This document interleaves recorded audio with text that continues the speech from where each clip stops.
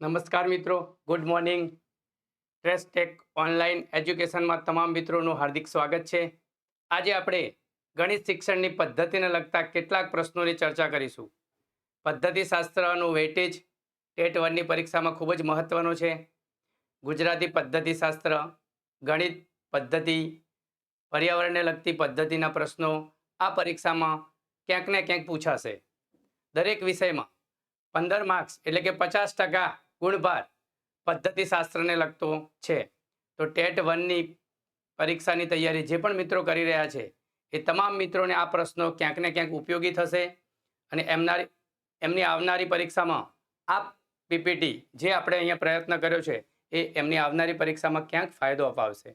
તો તમામ મિત્રો, આપણે ગણિત શિક્ષણની કેટલીક પદ્ધતિઓ અને એને લગતા પ્રશ્નોની ચર્ચા કરીશું, જોઈશું, સમજીશું, જાણીશું કઈ કઈ પદ્ધતિઓ એવી છે જે ગણિત શાસ્ત્રમાં બહુ જ ઉપયોગી છે અને ગણિત શાસ્ત્ર ભણાવવા માટે અથવા ગણિત ભણાવવા માટે આ પદ્ધતિઓનો ઉપયોગ થતો હોય છે. તો અહીંયા આપણે પહેલો પ્રશ્ન જોઈશું. NCF 2005 મુજબ પ્રાથમિક સ્તરે ગણિત શિક્ષણનું મુખ્ય ધ્યેય શું છે? નેશનલ કરિક્યુલમ ફ્રેમવર્ક 2005 મુજબ પ્રાથમિક સ્તરે ગણિત શિક્ષણનું મુખ્ય ધ્યેય શું છે? ઓપ્શન એ છે ગણિતના શિક્ષકની જરૂરિયાત ઘટાડવી, વિદ્યાર્થીઓને ઉચ્ચ ગણિત માટે તૈયાર કરવા, યાદ રાખવાની ક્ષમતામાં સુધારો કરવો કે બાળકના વિચારને ગાણિતિક રૂપ આપવું. તો આપણો જવાબ જોઈશું તો ડી, બાળકના વિચારને ગાણિતિક રૂપ આપવું એ આપણો સાચો જવાબ છે. ચલો આપણે નેક્સ્ટ પ્રશ્ન ઉપર જઈશું. સતત અને સર્વગ્રાહી મૂલ્યાંકન CCE માં સર્વગ્રાહી શબ્દનો અર્થ શું થાય? સતત અને સર્વગ્રાહી મૂલ્યાંકનમાં સર્વગ્રાહી શબ્દનો અર્થ શું થાય? માત્ર શૈક્ષણિક ક્ષેત્રનું મૂલ્યાંકન કરવું, શિક્ષકોની કામગીરીનું મૂલ્યાંકન, શૈક્ષણિક અને સહશૈક્ષણિક બંને ક્ષેત્રોનું મૂલ્યાંકન કે વર્ષમાં માત્ર એકવાર પરીક્ષા લેવી. જે પણ મિત્રો આ લેક્ચર જોઈ રહ્યા છે તો એ તમામ જ્યારે પણ જોતા હોય ત્યારે તમે કોમેન્ટમાં આ પ્રશ્નનો જવાબ આપવાનો પ્રયાસ કરજો, જેથી કરીને તમને કેટલા પ્રશ્નો આવડ્યા અથવા તમારા કેટલા પ્રશ્નો સાચા પડ્યા તમને ખબર પડશે. તો જવાબ જોઈ લઈએ આપણે. તો અહીંયા શૈક્ષણિક અને સહશૈક્ષણિક બંને ક્ષેત્રોનું મૂલ્યાંકન કરવાનું છે. જોઈશું આપણે એના પછીનો પ્રશ્ન. ગણિત શિક્ષણમાં જીઓ બોર્ડ નો ઉપયોગ શા માટે થાય છે? ગણિત શિક્ષણમાં જીઓ બોર્ડનો ઉપયોગ શા માટે થાય છે? પૂર્ણાંક સંખ્યાઓનો સરવાળો શીખવવા માટે, અપૂર્ણાંક શીખવવા માટે, ગણતરીના કૌશલ્ય સુધારવા માટે કે ભૌમિતિક આકારો, ક્ષેત્રફળ, પરિમિતિ વગેરેના ખ્યાલો સમજાવવા માટે. તો જીઓ બોર્ડનો ઉપયોગ ક્યાં થાય છે? તમે જીઓ બોર્ડ જોયું હોય તો એક ખીલી વાળું હોય છે, રબર હોય છે અંદર, અને એના આધારે તમે બાળકને ગણિત શીખવતા હો છો. તો જેને પણ જીઓ બોર્ડ જોયેલું હોય એને જવાબ ચોક્કસથી આવડી જશે. જોઈ લઈએ છીએ આપણે ત્રીજા પ્રશ્નનો જવાબ શું આવે છે. તો ત્યાં આપણે ભૌમિતિક આકારો, ક્ષેત્રફળ, પરિમિતિ આ વગેરેના ખ્યાલો સમજાવવા હોય તો ત્યાં એ જીઓ બોર્ડનો ઉપયોગ થાય છે. જે પણ મિત્રો આ સેશન જોઈ રહ્યા છે એ ટેટ 1ની પરીક્ષાની તૈયારી કરતા તમામ મિત્રો સાથે શેર કરશો, જેથી કરી અને ગણિત શિક્ષણ પદ્ધતિના લગતા જે પ્રશ્નો છે એ તમામ વિદ્યાર્થીઓ સુધી પહોંચે, તમામ વિદ્યાર્થીઓનો લાભ લઈ શકે અને આવનારી ટેટની પરીક્ષામાં એ લોકોને ક્યાંક ને ક્યાંક ફાયદો થાય. આપણે ચોથા પ્રશ્ન તરફ જઈશું. તો ગણિતના સારા પાઠ્યપુસ્તકની મુખ્ય લાક્ષણિકતા શું હોવી જોઈએ? ગણિતનું કોઈ પણ સારું પાઠ્યપુસ્તક છે તો એનો મુખ્ય લાક્ષણિકતા કઈ હોવી જોઈએ? સૂત્રો અને નિયમોની લાંબી યાદી ધરાવતું હોવું જોઈએ, માત્ર શિક્ષક માટેની માર્ગદર્શિકા હોવી જોઈએ, જટિલ ભાષા અને ઉચ્ચ ગણિતના ખ્યાલો ધરાવતું હોવું જોઈએ કે બાળકના માનસિક સ્તર અને રસને અનુરૂપ પ્રવૃત્તિઓનો સમાવેશ કરતું હોવું જોઈએ. તો મિત્ર, આપણું ગણિતનું પુસ્તક કેવું હોવું જોઈએ? એની મુખ્ય લાક્ષણિકતા શું છે? તો ABCD 4માંથી કયો ઓપ્શન આવશે? તમે જવાબ આપી શકો છો. અહીંયા આપણે જવાબ જોઈ લઈએ. તો બાળકના માનસિક સ્તર અને એના રસના અનુરૂપ પ્રવૃત્તિઓનો સમાવેશ થતો હોય એ પ્રકારનું આપણું ગણિતનું પુસ્તક હોવું જોઈએ, અથવા ગણિતના પુસ્તકની મુખ્ય લાક્ષણિકતા એ હોવી જોઈએ. આપણે આગળ 5મા પ્રશ્ન તરફ વધીશું. 5મો પ્રશ્ન જોઈશું. ગણિત શિક્ષણમાં વિશ્લેષણ પદ્ધતિની મર્યાદા શું છે? ગણિત શિક્ષણમાં એનાલિસિસ પદ્ધતિની મર્યાદા શું છે? ઓપ્શન એ છે સમય વધુ લાગે છે અને દરેક મુદ્દાને સાબિત કરવો પડે છે. બી, આ પદ્ધતિ તાર્કિક વિચારસરણી વિકસાવે છે. ઓપ્શન સી, સમસ્યાને ભાગોમાં વિભાજિત કરી શકાતી નથી. અને ડી, વિદ્યાર્થીઓને નિષ્ક્રિય રાખે છે. ગણિત શિક્ષણમાં વિશ્લેષણ એનાલિસિસ પદ્ધતિની મર્યાદા શું છે? ચલો આપણે જવાબ જોઈશું. તો સમય વધુ લાગે છે અને દરેક મુદ્દાને સાબિત કરવો પડે છે. આ એની મર્યાદા છે. ચલો આપણે 6થા પ્રશ્ન તરફ આગળ વધીશું. ગણિતમાં નિરંતરતાનો સિદ્ધાંત પ્રિન્સિપલ ઓફ કન્ટિન્યુટી નો અર્થ શું છે? ગણિતના વિષયને અન્ય વિષયોથી અલગ રાખવો જોઈએ. ગણિતના ખ્યાલો એકબીજા સાથે જોડાયેલા છે અને સરળથી જટિલ તરફના ક્રમમાં શીખવવા જોઈએ. ગણિત શિક્ષણ માત્ર પ્રાથમિક સ્તરે જ આપવું જોઈએ. શિક્ષણની પ્રક્રિયાને વચ્ચેથી અટકાવવી જોઈએ. તો મિત્રો 6 નંબરના પ્રશ્નનો જવાબ આપણે આપવાનો પ્રયાસ કરીશું, જેથી શિક્ષણને લગતી પદ્ધતિઓ, ગણિત શાસ્ત્રને લગતી પદ્ધતિઓ તમે કઈ કઈ જાણો છો, પદ્ધતિને લગતા કેટલા પ્રશ્નો તમને સાચા પડ્યા એ અહીંયાથી તમને ખબર પડશે. તો 6થા નંબરના પ્રશ્નનો જવાબ આપણે જોઈ લઈએ.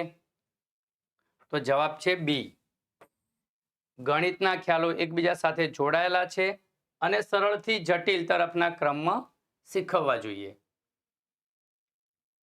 મિત્રો આપણે આગળના પ્રશ્ન તરફ જઈશું.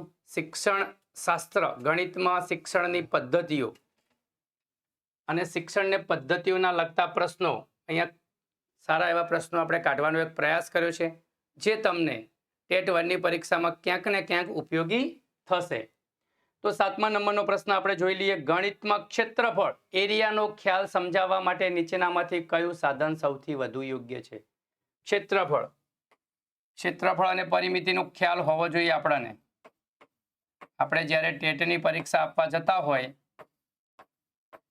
અને એક શિક્ષક બનવા જતા હોય અથવા એની તૈયારી કરી રહ્યા હોય, તો ક્ષેત્રફળ, પરિમિતિ, ઘનફળ એનો આપણને પાયાનો ખ્યાલ હોવો જોઈએ.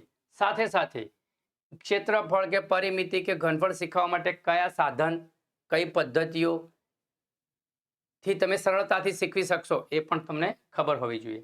તો ઓપ્શન છે સંખ્યા પટ્ટી, ગ્રાફ પેપર, બ્લેકબોર્ડ કે ડોટ પેપર. તો મિત્રો આપણે જવાબ આપીશું. ગણિતમાં ક્ષેત્રફળનો ખ્યાલ સમજાવવા માટે નીચેનામાંથી કયું સાધન સૌથી વધુ યોગ્ય છે? તો ગ્રાફ પેપર. ઓપ્શન બી, ક્ષેત્રફળ એટલે એરિયા.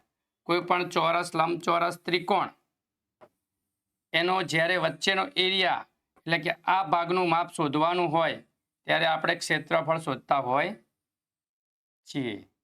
અને જ્યારે એની બાજુઓ એટલે કે ચારે બાજુઓનું માપ શોધવાનું હોય તો એને આપણે પરિમિતિ કહીએ છીએ. પરિમિતિ શોધવા માટે કયા સાધનનો ઉપયોગ થાય? ક્ષેત્રફળ શોધવા માટે કયા સાધનનો ઉપયોગ થાય એ પણ આપણને ખબર હોવી જોઈએ. ચલો આપણે 8મા પ્રશ્ન તરફ આગળ વધીશું. ગણિત શિક્ષણમાં શીખવાની મુશ્કેલીઓ ધરાવતા વિદ્યાર્થીઓ માટે કઈ વ્યૂહરચના સૌથી વધુ અસરકારક છે? તો ઓપ્શન એ છે વર્ગમાં મોટેથી વ્યાખ્યાન આપવું, વ્યક્તિગત ધ્યાન, મૂર્ત સાધનોનો ઉપયોગ અને નાના પગલામાં શિક્ષણ આપવું, વિદ્યાર્થીને ગણિત લેવાનું બંધ કરવા કહેવું, માત્ર પુનરાવર્તિત ગૃહ કાર્ય આપવું. ગણિત શિક્ષણમાં શીખવાની મુશ્કેલીઓ ધરાવતા હોય જે વિદ્યાર્થીઓને ગણિત શીખવામાં મુશ્કેલી આવે છે, તકલીફ પડે છે, ગણિત સમજમાં નથી આવતું, આંકડાકીય બાબતો સમજમાં નથી આવતી, તો એના માટે તમારી વ્યૂહરચના શું હોવી જોઈએ? તમે એજ પર ગણિત શિક્ષક તરીકે તમે શું કરશો? આમાંથી તમે મોટેથી વ્યાખ્યાન આપશો, મૂળ સાધનોનો ઉપયોગ કરશો. વિદ્યાર્થીને કહી દેશો કે તું ગણિત છોડી દે, હવે તું બીજા વિષય તરફ ધ્યાન આપ, અથવા તો એને વારંવાર પુનરાવર્તન કરી અને વધારે હોમવર્ક આપીશું. તો જોઈ લઈએ જવાબ આપણે. તો વિદ્યાર્થીને ધ્યાન, મૂર્ત સાધનોનો ઉપયોગ અને નાના પગલાઓમાં શિક્ષણ આપવું જોઈએ. ગણિત લેવાનું બંધ કરવાનું કહેવું જોઈએ નહીં, અને વારંવાર પુનરાવર્તિત ગૃહ કાર્ય આપવાથી કે વ્યાખ્યાન આપવાથી ગણિત વિશે સમજાવવાનો નથી. પદ્ધતિઓ બદલીએ. કઈ પદ્ધતિઓ વિદ્યાર્થીઓને કઈ પદ્ધતિથી વિદ્યાર્થી શીખી શકે એમ છે. મૂર્ત સાધનોનો ક્યાંક ને ક્યાંક ઉપયોગ કરીએ અને ગણિતના જે સંકલ્પનાઓ છે એને સિદ્ધ કરવાનો પ્રયાસ કરીએ. ચલો 9મા પ્રશ્ન તરફ આગળ વધીશું આપણે. આપણું આ સેશન બહુ જ ટૂંકું પણ ઝડપથી 30-35 પ્રશ્નો હશે. જે તમામ મિત્રો પૂરેપૂરું આ લેક્ચર જોજો એટલે તમને જે ગણિત શિક્ષણને લગતી પદ્ધતિઓ છે અથવા એને લગતા કેવા પ્રશ્નો પૂછાઈ શકે, કેવા પ્રશ્નો નીકળી શકે, એ અહીંયા એક નાનકડો પ્રયાસ છે. સંશ્લેષણ પદ્ધતિમાં સમસ્યાનું નિરાકરણ કઈ રીતે થાય છે? કોઈ પણ તર્કનો ઉપયોગ કર્યા વિના માત્ર ગણતરી કરવી, અજાણ્યા તથ્યો પરથી જાણીતા તથ્યો તારવીને, જાણીતા તથ્યો, સૂત્રો, સાધનોનો ઉપયોગ કરીને અંતિમ ઉકેલ તરફ આગળ વધવું. પ્રશ્નને નાના ભાગોમાં વહેંચીને તો કઈ રીતે નિરાકરણ લાવવું? સંશ્લેષણ પદ્ધતિ છે અને એમાં તમને સમસ્યા આવે છે તો એનું નિરાકરણ કઈ રીતે લાવવું જોઈએ. જોઈએ જવાબ 9મા પ્રશ્નનો. તો જવાબ છે સી. જાણીતા તથ્યો, સૂત્રો, સાધનોનો ઉપયોગ કરી અને અંતિમ ઉકેલ તરફ આગળ વધવું જોઈએ. ચલો 10મા પ્રશ્ન તરફ જઈશું આપણે. મિત્રો અહીંયા આપણું એક પોસ્ટર આવ્યું છે, ટેસ્ટ ટેક વિશ્વ એજ્યુકેશન ઓનલાઈન એજ્યુકેશન. જે પ્લેટફોર્મ ઉપર તમે આ જે યુટ્યુબ ચેનલ ઉપર તમે આ સેશન જોઈ રહ્યા છો, આ લેક્ચર જોઈ રહ્યા છો, એ જ્યારે યુટ્યુબ ચેનલ ચાલુ કરી એના પહેલાં અમે એક નાનકડો પ્રયાસ કર્યો હતો કે સ્પર્ધાત્મક પરીક્ષાની તૈયારી કરતા વિદ્યાર્થીઓ માટે, જે વિદ્યાર્થીઓ સ્પર્ધાત્મક પરીક્ષાની તૈયારી કરે છે,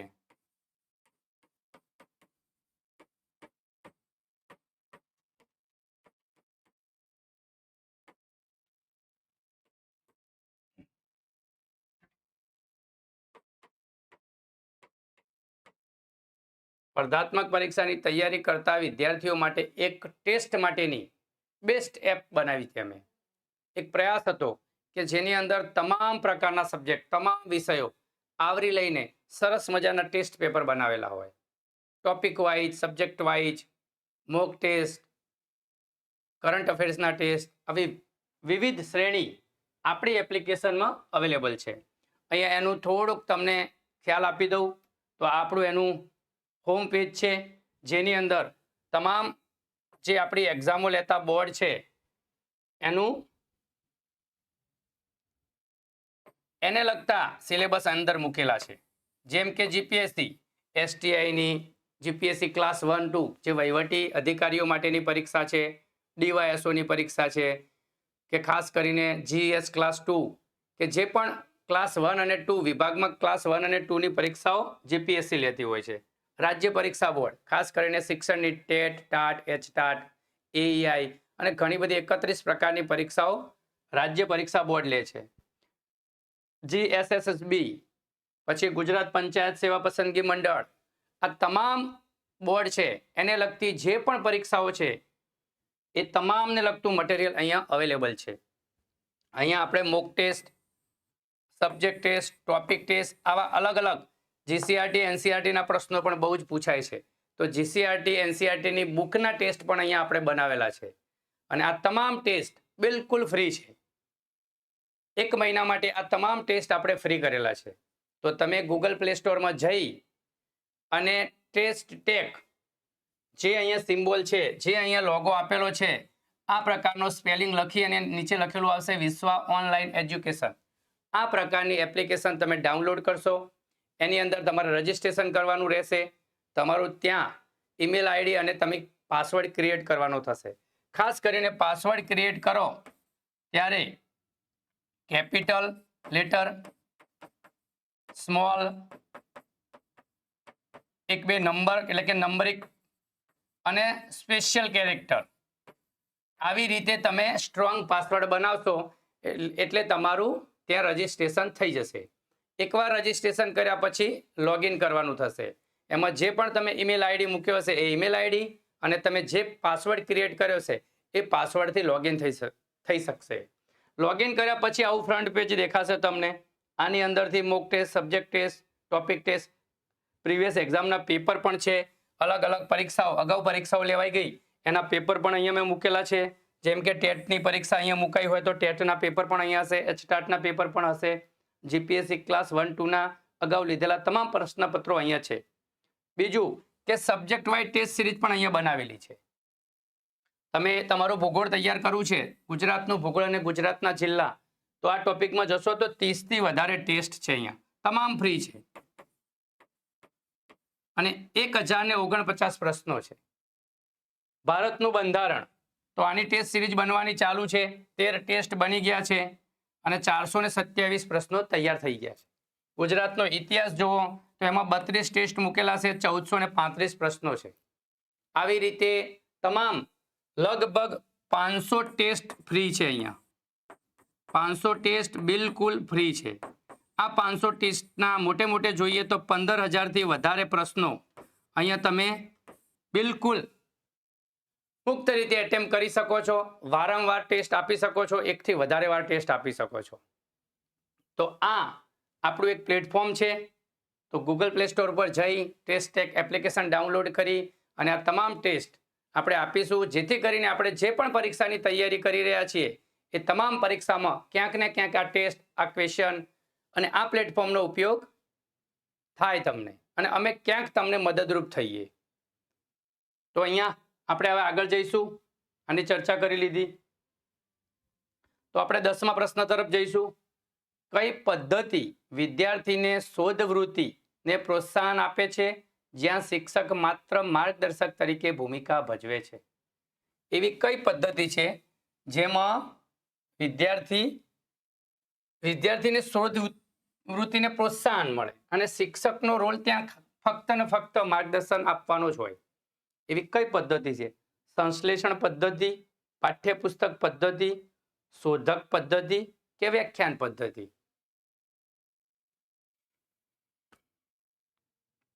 જોઈ લઈએ જવાબ. તો અહીંયા જવાબ છે સી, શોધક પદ્ધતિ. આપણે 10 પ્રશ્નો જોયા.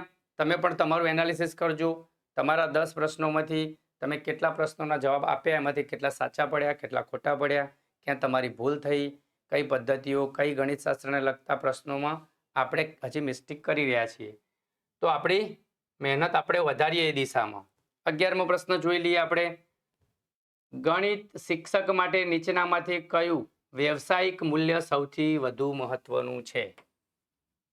વિષયને સતત અપડેટ કરવો અને નવી શિક્ષણ પદ્ધતિઓ અપનાવવી, વિદ્યાર્થીઓને માત્ર ટ્યુશન આપવું, માત્ર સારા માર્ક્સ મેળવવા પર ભાર મૂકવો, સફળ વિદ્યાર્થીઓને માત્ર પુરસ્કાર આપવો. જ્યારે આવા પ્રશ્નો પૂછાય ત્યારે કેટલાક ઓપ્શન તો અહીંયા માત્ર લખ્યું હોય ને એના આધારે જ નીકળી જાય.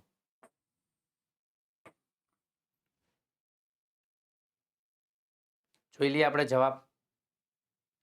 તો હંમેશા અપડેટ રહેવું જોઈએ, સતત અપડેટ રહેવું જોઈએ, નવી શિક્ષણ પદ્ધતિઓ અપનાવવી જોઈએ. વિદ્યાર્થીઓને જરૂરિયાત છે કઈ પદ્ધતિઓ વિદ્યાર્થીઓને વધારે અનુકૂળ આવે છે, અથવા તો એમનો કોન્સેપ્ટ કઈ પદ્ધતિઓથી સરળતાથી એક કોન્સેપ્ટ શીખી શકે છે. અધ્યાપન નિષ્પત્તિઓ છે આપણી, એ સિદ્ધ કરવામાં તમને સરળતા રહે એવી પદ્ધતિઓ અપનાવવી જોઈએ. ચલો આપણે 12મા પ્રશ્ન તરફ જઈશું. ગણિતમાં કઈ ક્ષતિને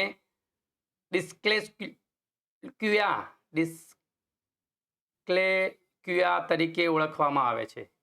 ભાઈ આ બીમારીઓ છે કેટલીક. કોઈને લેખન સંબંધી સમસ્યા હોય, કોઈને વાંચન સંબંધી સમસ્યા હોય, તાર્કિક મતલબ ગણન સંબંધી સમસ્યા હોય. તો એ અહીંયા પ્રશ્ન છે. વાંચન સંબંધિત ક્ષતિ છે, લેખન સંબંધિત ક્ષતિ છે, બોલવા સંબંધિત ક્ષતિ છે કે ગાણિતિક તર્ક સંબંધિત ક્ષતિ છે? તો આપણે જોઈ લઈએ. તો ગણિતની લગતી આ પદ્ધતિશાસ્ત્રના પ્રશ્નો છે તો સ્વાભાવિક રીતે ગણિત કે તર્કને લગતી ક્ષતિ હોય. પણ જ્યારે પરીક્ષામાં આવા પ્રશ્નો પૂછાય ત્યારે તમારે વાંચન લેખન સંબંધિત કેટલીક સમસ્યાઓ હોય છે બાળકોને, તેના આધારે આવા પ્રશ્નો ક્યાંક ને ક્યાંક પૂછાતા હોય છે. ગણિતના મૂલ્યાંકનમાં કયું તત્વ સામેલ નથી? ઇવેલ્યુશન. ધ્યેયો નક્કી કરવા, નિર્ણય લેવો, માપન કે સુધારણા? ગણિતના મૂલ્યાંકનમાં કયું તત્વ સામેલ નથી? ધ્યેયો નક્કી કરવા, નિર્ણય લેવો, માપન કે સુધારણા? ચલો જોઈ લઈએ આપણે. તો ધ્યેયો નક્કી કરવા, સેટિંગ ગોલ. ઓપ્શન એ સાચો જવાબ છે. આપણે 14મા પ્રશ્ન તરફ આગળ વધીશું. પાઠ આયોજન બનાવતી વખતે ગણિત શિક્ષણ માટે સૌથી મહત્વનું પગલું કયું છે? આપણે જ્યારે પીટીસી ડીએલએડ કર્યું, બીએડ કરતા હોય, ડીએલએડ કરતા હોય, અને જ્યારે પાઠ આયોજન કરવાનું થાય, માઇક્રો પાઠ આપવાના થાય, અને જ્યારે પાઠ આયોજનની નોંધ બનાવતા હોય, ત્યારે ગણિતનો પાઠ તૈયાર કરતા હોય અથવા ગણિતનો કોન્સેપ્ટ આપણે સમજાવવા જઈ રહ્યા હોય, ત્યારે ગણિત શિક્ષક તરીકે આમાંથી કયું પગલું સૌથી મહત્વનું હોય છે? વિષયને લગતા ચોક્કસ શૈક્ષણિક ઉદ્દેશો નક્કી કરવા, ગૃહ કાર્યની લંબાઈ નક્કી કરવી, શિક્ષકની પોતાની સગવડતા નક્કી કરવી કે માત્ર બ્લેકબોર્ડ વર્કનું આયોજન કરવું? તો અહીંયા પણ સરળતાથી તમે પ્રશ્નનો જવાબ આપી શકો એવા ઓપ્શન છે. શિક્ષણની સગવડતા જોવાની ના હોય, ગૃહ કાર્યની લંબાઈ પણ જરૂરી નથી, માત્ર શબ્દ એટલે આ બ્લેકબોર્ડનું વર્ક પણ નથી કરવાનો, એટલે આપણો એ ઓપ્શન સાચો હોય. વિષયને લગતા ચોક્કસ શૈક્ષણિક ઉદ્દેશો નક્કી કરવા માટે આપણે પાઠ આયોજન કરતા હોઈએ છીએ. 15મા પ્રશ્ન તરફ આગળ વધીશું. તો ગણિતમાં ક્રમબદ્ધતાનો સિદ્ધાંતનો અર્થ શું થાય? જટિલ ખ્યાલો પહેલા શીખવવા, શિક્ષકને ગમે તે ક્રમમાં શીખવવું, ગણિતીય ખ્યાલોને આયોજન અને મનોવૈજ્ઞાનિક તાર્કિક ક્રમમાં કરવું, અને છેલ્લો પાઠ્યપુસ્તકમાં આપેલા ક્રમનું આંધળું અનુકરણ કરવું. જો આવા કેટલાક પ્રશ્નો તો તમને સીધું ખબર પડી જાય કે આવા ઓપ્શન ના આવે, બરોબર? એટલે તમે 1-2 ઓપ્શન સાઈડ કરી શકો છો, સ્કીપ કરી શકો છો, અને 1-2 ઓપ્શનને આધારે તમારો જવાબ, એટલે કે તમારા જવાબ સાચા પડવાની શક્યતાઓ વધી જાય. ના આવડતો હોય તો પણ તો જોઈ લઈએ ગણિતિક ખ્યાલોનું આયોજન મનોવૈજ્ઞાનિક અને તાર્કિક ક્રમમાં કરવું જોઈએ. મતલબ કે સી જવાબ અહીંયા સાચો છે. અહીં આપણે 15 પ્રશ્નો પૂરા કર્યા. 16મા પ્રશ્ન તરફ આગળ વધીશું. ફરીથી પણ જે મિત્રો ટેટ 1ની પરીક્ષાની તૈયારી કરી રહ્યા છે, શિક્ષણની પદ્ધતિશાસ્ત્ર તમે સિલેબસ ખાસ જોયો હોય તો પદ્ધતિશાસ્ત્રનું ખૂબ જ મહત્વ છે હવે પરીક્ષામાં. અને પદ્ધતિશાસ્ત્રના પ્રશ્નો, પદ્ધતિશાસ્ત્ર તૈયાર નહીં કર્યું તો આપણે ટેટ 1ની પરીક્ષા ક્લિયર કરી શકશું નહીં, અથવા તો મેરિટમાં આવી શકીશું નહીં. તો જોઈ લઈએ આગળ 16મો પ્રશ્ન. નિદાનાત્મક કસોટીના વિશ્લેષણ પછી તુરંત પગલું શું છે? આપણે નિદાનાત્મક કસોટી લીધી તો શેના માટે લીધી? નિદાન પછી શું થાય? ઉપચાર. અભ્યાસક્રમમાં ફેરફાર કરવો, ઉપચારાત્મક શિક્ષણની યોજના બનાવી અને લાગુ કરવી, વિદ્યાર્થીઓને સજા કરવી, ફાઇનલ પરીક્ષાનું આયોજન કરવું. કેટલાક ઓપ્શન તો તરત નીકળી જાય. તમને બિલકુલ ના આવડતું હોય તો પણ સરળતાથી પ્રશ્ન નજીક જઈ શકાય. તો નિદાન પછી ઉપચાર. તમે જ્યારે કોઈ પણ અધ્યયન નિષ્પત્તિ શીખવો છો એના પછી નિદાનાત્મક કસોટી હોય કે તમે જે શીખવ્યું છે એમાં બાળકને કેટલું આવડ્યું, કેટલું શીખ્યા. હવે એના પછી શું કરવાનું હોય? તો જે શીખ્યા છે, જે કોન્સેપ્ટ ક્લિયર થઈ ગયો છે બરાબર છે, પણ જે નથી આવડ્યું, જે નથી શીખી શક્યા, એના માટે તમારે ઉપચારાત્મક કાર્ય કરવાનું હોય. ડોક્ટર પણ પહેલા નિદાન કરે પછી ઉપચાર કરે. તો આપણે પણ બાળકોનું નિદાન કરવાનું છે કસોટી લઈને, કે જે અધ્યયન નિષ્પત્તિ આપણે શીખવવાનો પ્રયાસ કર્યો, આપણે વિવિધ પદ્ધતિઓ અપનાવી, વિવિધ સાધનો ઉપયોગ કર્યો, છતાં પણ એ અધ્યયન નિષ્પત્તિ સિદ્ધ કરવામાં આપણે પૂરેપૂરા સક્સેસ નથી ગયા, સફળ નથી થયા, તો નિદાનાત્મક કસોટી લેવાની છે અને એના આધારે ઉપચારાત્મક કાર્ય કરવાનું છે, એટલે કે ફરીથી ભણાવવાનું છે, કેટલીક પદ્ધતિઓ બદલવાની છે. જોઈ લઈએ જવાબ બી સાચો છે. હવે 17મા પ્રશ્ન તરફ આગળ વધીએ. ગણિતના શિક્ષક તરીકે જો કોઈ વિદ્યાર્થી વારંવાર ગણિતમાં ભૂલો કરે તો તમે શું કરશો? કોઈ બાળક છે વારંવાર ભૂલો કરે છે, તમે ગુણાકાર શીખવાડો છો તો ભાગાકારમાં એ વારંવાર એકની એક ભૂલો કરે છે, તો તમે શું કરશો? તેના વાલીને ફરિયાદ કરવી કે આ બાળકને તો કશું આવડતું નથી, આને કંઈ મગજમાં આવડતું નથી. ભૂલોની પેટર્નનું નિદાન કરવું, વ્યક્તિગત ઉપચારાત્મક કાર્ય કરવું, શિક્ષણ આપવું, તેને વધુ કઠિન સમસ્યાઓ આપવી, ભૂલોને અવગણવી, સાઈડમાં કરવું. તો આમાંથી શું કરશો? તો આમાં પણ સરળતાથી તમે જવાબ આપી શકશો. આપણે વાલીને ફરિયાદ નથી કરવાની, એને શીખવવાનું છે. હજી એને સરળ શબ્દો જ નથી આવડતા અથવા તો સરળ કોન્સેપ્ટ જ નથી ક્લિયર થતો તો કઠિન સમસ્યાઓ ક્યારે આપવી ના જોઈએ અને ભૂલને ક્યારે અવગણવી નહીં જોઈએ. એને શીખવવાનો પ્રયાસ કરવો જોઈએ.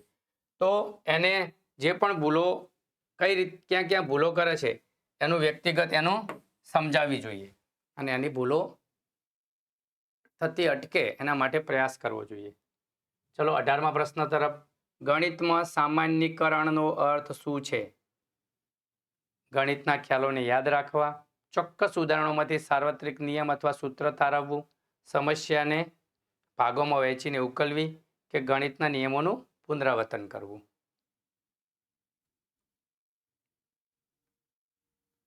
જોઈ લઈએ 18મો પ્રશ્ન.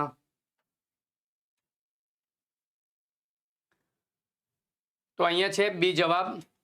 ચોક્કસ ઉદાહરણોમાંથી સાર્વત્રિક નિયમ અથવા સૂત્ર તારવવું. આપણે હવે 19મા પ્રશ્ન તરફ જઈશું. તો 19મો પ્રશ્ન છે, પ્રાથમિક સ્તરે મૂર્તમાંથી અમૂર્ત તરફનો સિદ્ધાંત શા માટે મહત્વનો છે? પાઠ્યપુસ્તકમાં આ જ ક્રમ આપેલો છે. બાળકને અમૂર્ત વસ્તુઓમાં વધુ રસ હોય છે. નાના બાળકો પહેલા મૂર્ત વસ્તુઓ સમજે છે અને પછી ગાણિતિક ચિહ્નો એટલે કે અમૂર્ત તરફ જાય છે કે શિક્ષક માટે ભણાવવું સરળ બને છે. ચલો ભાઈ, પ્રાથમિક સ્તરે મૂર્તમાંથી અમૃત તરફનો સિદ્ધાંત શા માટે મહત્વનો છે? જોઈ લઈએ જવાબ આપણે 19મા પ્રશ્નનો. તો નાના બાળકો પહેલા મૂર્ત વસ્તુઓ સમજે અને પછી અમૂર્ત તરફ. અપૂર્ણાંક શીખવવું હોય બાળકને તો તમે કોઈ પણ વસ્તુ લાવો, બિસ્કિટ, સફરજન, એના ટુકડા કરો અને પછી 2 ટુકડા કરી અને પછી એક ભાગને આ 1/3 કહેવાય એવી રીતે સમજાવો તો એ સરળતાથી સમજી શકે. એ જ બાબત અહીંયા કહેવા માંગે છે. એવા તો ઘણા બધા કોન્સેપ્ટ છે. ચલો 20મા પ્રશ્ન તરફ આપણે આગળ વધીશું. ગણિત શિક્ષકનું મુખ્ય કાર્ય માત્ર ગણિત શીખવવાનું નથી પણ બીજું પણ છે. તો બીજું શું છે? એક ગણિત શીખવવું એવું જરૂરી નથી, બીજું પણ એનું છે. માત્ર સારા ગુણ આપવા, વિદ્યાર્થીઓ માટે શિસ્ત જાળવવી, બધા વિષયોનું શિક્ષણ આપવું કે વિદ્યાર્થીઓમાં આત્મવિશ્વાસ અને તાર્કિક વલણ કેળવવું. એ લોજિક કરતો થાય, એની જાતે તર્ક કરતો થાય, એ પણ શીખવવું. તો જવાબ ડી આવશે. એનામાં આત્મવિશ્વાસ આવે, એ તાર્કિક વલણ અપનાવતો થાય એવો પણ પ્રયાસ કરવો જોઈએ. ફક્ત ગણિતના દાખલા જ ગણાવવા નહીં. 21મા પ્રશ્ન તરફ આપણે આગળ વધીશું. ગણિતમાં નિષ્ફળતાનું મુખ્ય મનોવૈજ્ઞાનિક કારણ શું હોઈ શકે? જે પણ વિદ્યાર્થીઓ ગણિતમાં કાચા છે, નબળા છે, તો એ ગણિતમાં નિષ્ફળ ગયા છે, તો એનું મનોવૈજ્ઞાનિક કારણ શું હોઈ શકે? શિક્ષકની ગેરહાજરી, શિક્ષક વારંવાર ગેરહાજર રહેતા હોય એના કારણે વિદ્યાર્થીઓને નિષ્ફળતા મળતી હોય, વધારે પડતું ગૃહ કાર્ય આપતા હોય એટલે ગણિત પ્રત્યેનો ડર અને નકારાત્મક વલણ હોય કે ખરાબ પાઠ્યપુસ્તકો, તેના પાઠ્યપુસ્તકો યોગ્ય નથી. આમાંથી કયું કારણ હોઈ શકે? જોઈ લઈએ જવાબ. તો વિદ્યાર્થીઓને કેટલાક નકારાત્મક હોય છે, ગણિત મને નહીં આવડે, આ તો અઘરો વિષય છે, તો આવા નકારાત્મક વલણ હોય અને ગણિત પ્રત્યેનો ડર હોય, એના કારણે જ ગણિતનો કોન્સેપ્ટ ક્યાંક ક્લિયર નથી થતો. એના પછી આપણે 22મા પ્રશ્ન તરફ જઈશું. ગણિતના શિક્ષક દ્વારા તૈયાર કરાયેલ પ્રશ્નપત્રમાં પ્રશ્નોનો સમાવેશ થાય છે જે સરળ, મધ્યમ અને મુશ્કેલ એમ ત્રણેય સ્તરની જટિલતા ધરાવે છે. આ પ્રશ્નપત્રની કઈ ગુણવત્તા દર્શાવે છે? ત્રણેય પ્રકારના પ્રશ્નો લઈએ. આપણે 20 માર્ક્સનો ટેસ્ટ લીધો હોય તો એમાં 5-7 પ્રશ્નો અઘરા હોય, 5-7 પ્રશ્નો મધ્યમ હોય અને બાકીના 8-10 પ્રશ્નો એકદમ ઇઝી હોય. એટલે આપણાને સાચું મૂલ્યાંકન પણ થાય અને બ્લુપ્રિન્ટ પ્રમાણે પ્રશ્નપત્ર પણ બને. તો આમાં શું છે એનું? વૈધતા, વસ્તુનિષ્ઠતા, વ્યાપકતા, ભેદભાવ કરવાની ક્ષમતા કે વિશ્વસનીયતા? શું ઓપ્શન આવશે 22મા પ્રશ્નના જવાબમાં? A, B, C કે D? કયો જવાબ આવશે જોઈ લઈએ આપણે. તો વ્યાપકતા. અલગ અલગ પ્રકારના પ્રશ્નો આવે, બરોબર, અને પ્રશ્નોમાં પણ થોડીક અલગતા આવે, વિભાજનતા આવે. ચલો 23મા પ્રશ્ન તરફ આગળ વધીશું આપણે. ગણિતની શિક્ષણ પદ્ધતિમાં કયું પગલું એચબેટિયન પદ્ધતિનું નથી? સામાન્યીકરણ, તૈયારી, પ્રસ્તુતિ કે આગમન?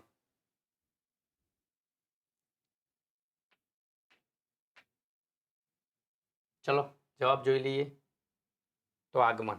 આગમન નિગમન પદ્ધતિ ગણિત માટે ખાસ ઉપયોગી છે. દરેક વિષય માટે કઈ પદ્ધતિઓ છે? આપણે એક હમણાં લેક્ચર લીધું હતું અગાઉ, તો એમાં પદ્ધતિઓ શીખવાડી હતી. તો ગણિત શિક્ષણમાં કઈ પદ્ધતિઓ છે? ગુજરાતી શિક્ષણમાં કઈ પદ્ધતિઓ છે? પર્યાવરણ શિક્ષણ તમે કઈ પદ્ધતિથી ભણાવી શકો છો? અંગ્રેજી શિક્ષણ, તો આ તમામ શીખવી જરૂરી છે. તમામ પદ્ધતિઓનો અભ્યાસ કરવો જરૂરી છે. અહીંયા 24મો પ્રશ્ન આપણે ટીક થઈ ગયો, ડબલ ટીક થઈ ગયું છે. ગણિતમાં મૂલ્યાંકનની પ્રક્રિયા કેવી હોવી જોઈએ? માત્ર લેખિત કસોટી, માત્ર વર્ષના અંતે થતું હોવું જોઈએ, એકમાર્ગી, વન સાઇડ હોવું જોઈએ, પારદર્શક, નિષ્પક્ષ અને શીખવાની પ્રક્રિયાના એકીકૃત ભાગ તરીકે? તો જો આવા જ્યારે પ્રશ્નો આવે ત્યારે એમાં માત્ર શબ્દ લખ્યો હોય ને એના આધારે તમારા પ્રશ્નો છોડી દેવાના. આ આન્સર નહીં આવે, આ ઓપ્શન છોડી દેવાના અને પછી જે ઓપ્શન વધ્યા હોય એમાંથી જવાબ ટીક કરવાનો. તો જવાબ છે ડી, પારદર્શક, નિષ્પક્ષ, શીખવાની પ્રક્રિયાના એકીકૃત ભાગ તરીકે. મૂલ્યાંકન કેવી રીતે કરવું જોઈએ? 25મો પ્રશ્ન છે, પાયથાગોરસના પ્રમેય શીખવવા માટે કઈ પદ્ધતિનો ઉપયોગ કરવો જોઈએ જેથી વિદ્યાર્થીઓ પોતે જ નિયમ શોધી શકે? આપણે પાયથાગોરસનો પ્રમેય અથવા તો કોઈ પણ પ્રમેય શીખવવાની માટે કઈ પદ્ધતિ ઉપયોગ કરવો જોઈએ જેથી વિદ્યાર્થીઓ પોતે જાતે જ નિયમ તારવી શકે? અહીંયા 4 પદ્ધતિઓ છે: આગમન પદ્ધતિ, સંશ્લેષણ પદ્ધતિ, નિગમન પદ્ધતિ કે વ્યાખ્યાન પદ્ધતિ? તો કેટલાક ઓપ્શન અહીંયા પણ તમને ખ્યાલ આવી જાય કે વ્યાખ્યાન પદ્ધતિ તો ના જ આવે. હવે અહીંયા આપણી પાસે 3 ઓપ્શન વધ્યા, એમાંથી કયો જવાબ આવે?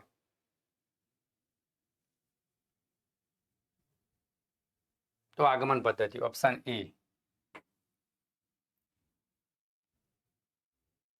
ચલો 26મા પ્રશ્ન તરફ જઈશું આપણે. ગણિત શિક્ષણમાં કઈ પદ્ધતિને બાળક કેન્દ્રીય પદ્ધતિ ગણવામાં આવે છે?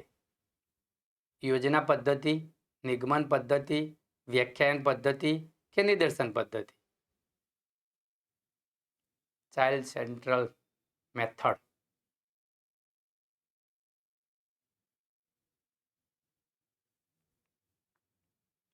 જોઈ લઈએ તો યોજના પદ્ધતિ, પ્રોજેક્ટ મેથડ. ચલો 27મો પ્રશ્ન. ગણિતના અભ્યાસક્રમની રચનાનો મુખ્ય આધાર શું હોવો જોઈએ? ગણિતનો અભ્યાસક્રમ બનાવીએ આપણે, એની રચના કરીએ ત્યારે મુખ્ય આધાર શું હોવો જોઈએ? શિક્ષકની સગવડતા, બાળકનું મનોવિજ્ઞાન, સમાજની જરૂરિયાતો અને ગણિતની પ્રકૃતિ, માત્ર વિદેશી અભ્યાસક્રમોની નકલ, માત્ર ગણિત શાસ્ત્રીઓની સલાહ? જો અહીંયા પણ કેટલાક ઓપ્શનને આપણે અહીંયા છોડી શકીએ, આ પણ ના આવે. શિક્ષકની સગવડતા જોવાની નથી. તો બાળકનું મનોવિજ્ઞાન, સમાજની જરૂરિયાતો અને ગણિતની પ્રકૃતિના આધારે ગણિતના અભ્યાસક્રમની રચના થવી જોઈએ. ચલો 28મો પ્રશ્ન છે, ગણિતમાં પ્રારંભિક સંખ્યા જ્ઞાન પ્રી નંબર કોન્સેપ્ટ શીખવવાનો હોય ના વિકાસ માટે કઈ પ્રવૃત્તિ સૌથી વધુ ઉપયોગી છે? અહીંયા પ્રવૃત્તિ છે, પદ્ધતિ નહીં. પદ્ધતિ, પ્રયુક્તિ, પદ્ધતિ.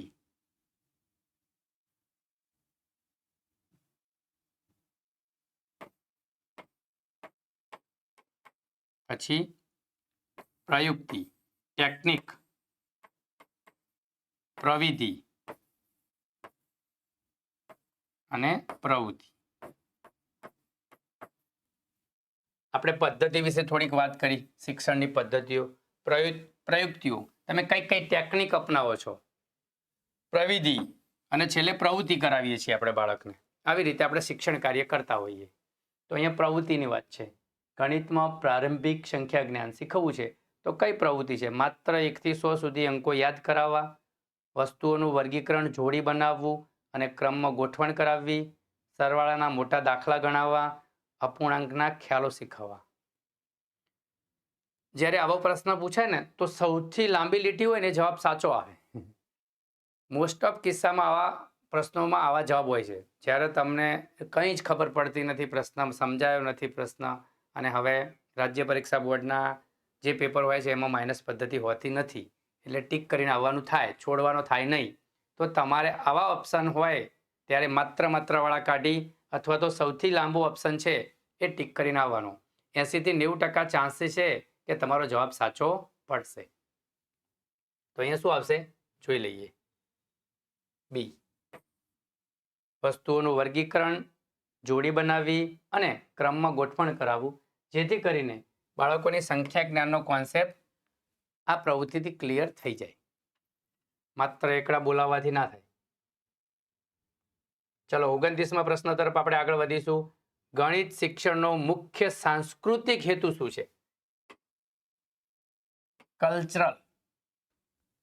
ગણિતના ઐતિહાસિક યોગદાન અને માનવ સંસ્કૃતિમાં તેના સ્થાન વિશે જાણકારી આપવી, વિદ્યાર્થીઓને ગણિતના શિક્ષક બનાવવાની તૈયારી કરાવવી, ગણતરીના કૌશલ્યમાં સુધારો, ગણિતના નિયમો સાબિત કરવા.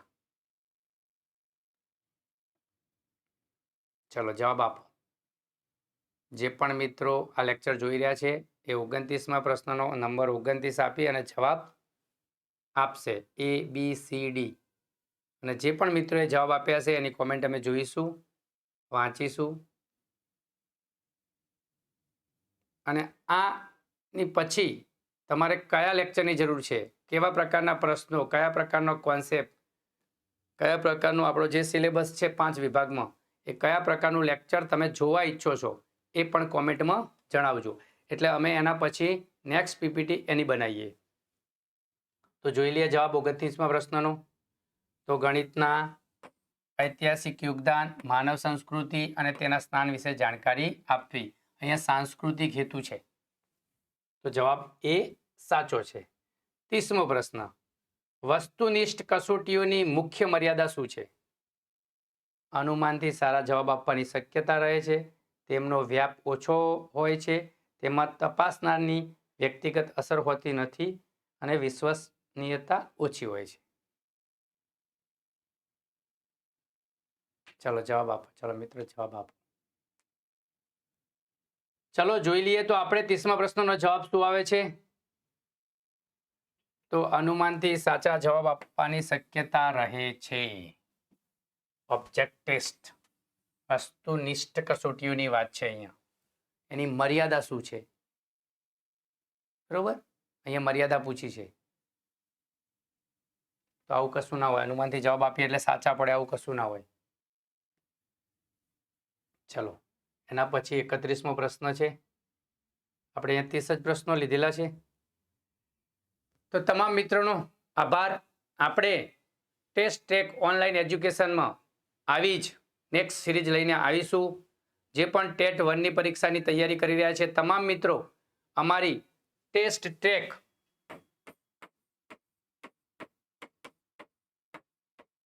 ઓનલાઈન એજ્યુકેશન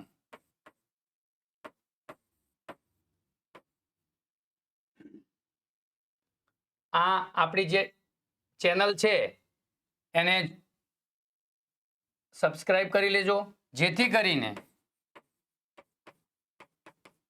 આવનારા તમામ વિડીયો આ ટેટ 1 ની પરીક્ષાને લગતા જ્યાં સુધી 14 ડિસેમ્બર સુધી, એટલે કે તમારી જે સંભવિત તારીખ છે એ 14 ડિસેમ્બર સુધી આપણે ટેટ 1 ના અભ્યાસક્રમને લગતા પ્રશ્નો અથવા પીપીટી અથવા કોઈ પણ કોન્સેપ્ટ લઈને આવીશું. જેવી ટેટ 1 ની પરીક્ષા પૂરી થશે એના પછી ટાટ હાયર સેકન્ડરી, એચટાટ, એઈઆઈ અને જીઈએસ ક્લાસ 2 એના પણ અહીંયા કોઈના કોઈ કોન્સેપ્ટ, કોઈના કોઈ ક્વેશ્ચન બેંક લઈને આપણે આવીશું.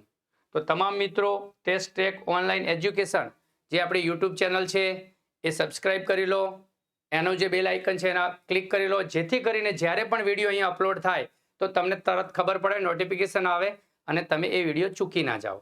બીજી વાત, અહીંયા આપણે અગાઉ એક વિડીયો લીધેલો છે, એક સેશન આપણે અગાઉ લીધેલું છે, એમાં યોજનાઓ છે.